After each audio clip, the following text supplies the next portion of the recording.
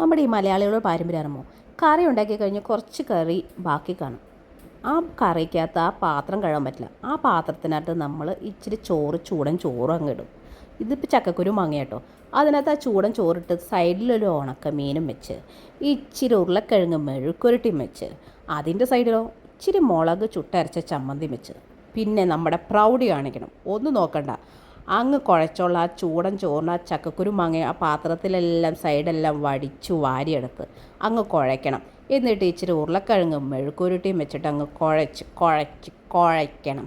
ആ ഉരുളക്കിഴങ്ങ് മെഴുക്കുരുട്ടി സെൻറ്ററിൽ വെച്ചിട്ട് ഇച്ചിരി മുളക് ചുട്ടരച്ച് ചമ്മന്തിയും വെച്ച് നമ്മുടെ ആ ഉണക്കമീനിൽ നല്ല ഉപ്പുള്ള ഉണക്കമീനിന്ന് ഇച്ചിരി കിള്ളി എടുക്കുക അതിൻ്റെ കൂടെ വയ്ക്കണം.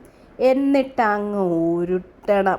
അങ്ങ് ഉരുട്ടി പരട്ടി എല്ലാം അങ്ങ് എടുക്കണം.